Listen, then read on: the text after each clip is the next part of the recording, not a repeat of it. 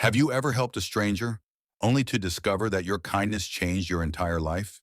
This is the story of Urashima Taro, a poor fisherman who saved a small turtle, and was rewarded with a journey to a place where time does not move the same. But what he brought back from that place would cost him everything.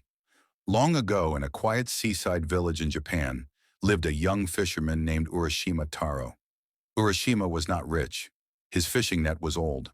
His boat leaked water. But his heart was kind. Every morning he went to the sea before sunrise. Some days he caught fish.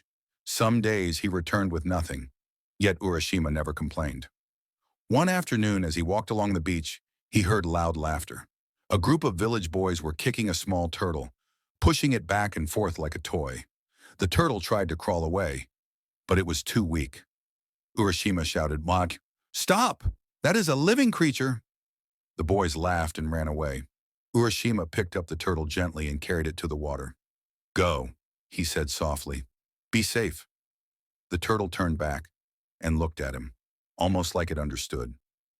The next day, as Urashima was fishing alone at sea, the water around his boat began to move.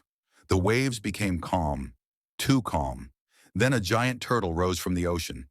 Urashima froze in fear, but the turtle spoke. "Urashima Taro, you saved my life." Urashima's heart raced.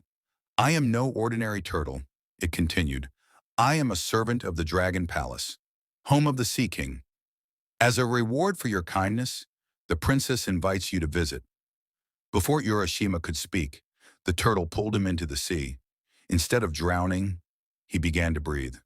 They sank deeper and deeper. Then suddenly, light. Urashima found himself standing before a palace made of coral, gold, and glowing shells. Fish swam through the air like birds. The walls shimmered like living glass. A beautiful woman stepped forward. She was Princess Otohime, daughter of the Sea King. "Welcome, Urashima Taro," she said with a warm smile. "You are our honored guest." Urashima was treated like royalty. He ate food that never ended. He heard music that touched his soul. He danced, laughed, and forgot all worries. Days passed, or so he thought. Yet something felt strange. The sun never moved. The nights never came. One day, Urashima felt a heavy feeling in his chest. "My parents," he said quietly. "My village. I miss them." Princess Otohime's smile faded. "You may return," she said. "But first, take this." She handed him a small wooden box tied with silk. "This is called the Tamadabako," she warned. "Never open it. If you do, you will lose everything." Urashima promised. The turtle carried him back to the surface. The palace vanished behind him. Urashima returned to his village. But something was wrong. The houses looked different. The people wore strange clothes. "Where is my home?" he asked.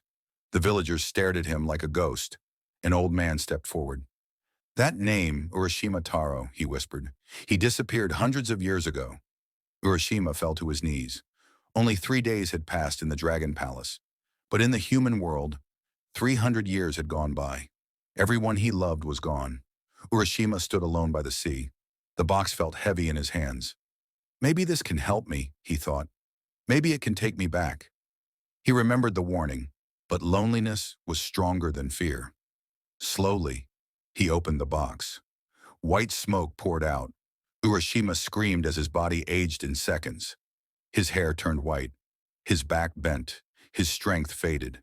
The smoke rose to the sky, returning the time he had lost. Urashima Taro fell to the ground. An old man. Some say he turned into a crane. Others say his spirit joined the sea. But his story remains. Kindness can open magical doors, but every gift comes with a price. So tell me, would you open the box? Story by African and Asian Folktales by Sora.